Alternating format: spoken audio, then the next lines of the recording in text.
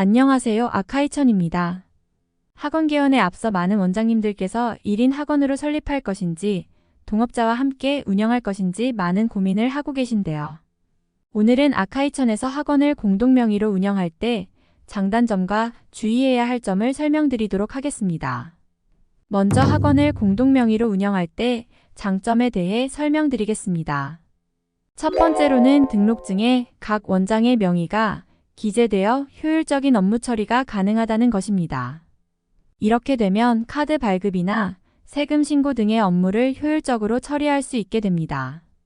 또한 법적인 문제가 발생할 경우 각 원장의 소재 구분이 가능해지므로 상호 간 혼란을 최소화할 수 있습니다. 이는 학원 운영 시 발생할 수 있는 다양한 문제 상황에 대비하는 데 도움이 됩니다. 두 번째로는 소득세 감면 혜택입니다. 소득세가 절반 정도 감소할 수 있어서 경제적 부담을 줄일 수 있습니다.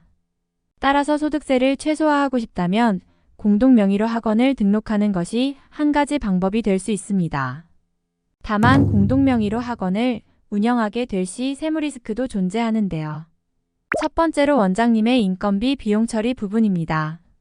법인과 달리 공동명의 학원은 원장의 강의로 받은 강사료를 인건비로 처리할 수 없습니다. 강의로 인해 발생한 강사료는 공동명의 학원의 소득에 대한 분배로 보기 때문인데요.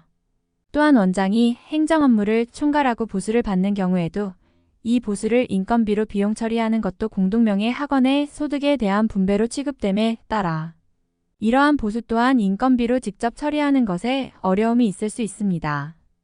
두 번째로는 학원 개원을 위한 대출금 이자 비용 부분입니다. 공동명의 학원을 설립하기 위해 대출을 받을 경우 주의해야 할 부분이 있습니다.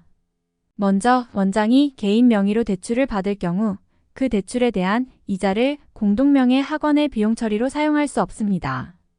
개인 명의의 대출금은 학원 운영을 위한 것이 아니라 공동사업의 출자를 위한 것으로 간주되기 때문입니다. 개원 단계에서부터 작은 플랜 및 동업계약서를 철저히 검토하고 각종 금융거래에 대한 명확한 목적을 설정하여야 합니다. 또한 법적인 측면에서도 해당 대출에 대한 적절한 계약 및 조항이 필요하며 이를 통해 발생 가능한 문제에 대비하는 것이 좋습니다. 마지막으로 학원 공동명의 운영 시 주의할 점에 대해서도 안내드리겠습니다. 학원 운영 시 발생하는 다양한 세금과 공과금에 대한 부과 및 납부 주체는 주로 학원 자체입니다. 이에 따라 공동명의 학원의 경우 공동원장들은 연대로 납세 의무를 가지게 됩니다. 보통은 동업계약서를 통해 각 원장의 세무 및 공과금 부담에 대한 규정을 명확히 하고 처리합니다. 그러나 예상치 못한 사건이 발생할 경우 예를 들어 동업한 원장 중 한 명이 파산하는 경우 등 이러한 상황에서는 문제가 발생할 수 있습니다. 파산 등의 문제로 연대 납세 의무를 다하는 것이 어려운 상황에서는 다른 동업자들이 해당 부담을 감당해야 할 수 있습니다.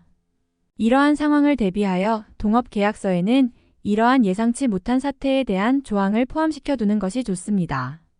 또한 동업자 간의 원만한 협력을 유지하고 서로의 금융 건강 상태를 주기적으로 확인하는 것도 중요합니다. 오늘 아카이천에서 설명드린 내용을 토대로 현명한 선택해 보시기를 바랍니다.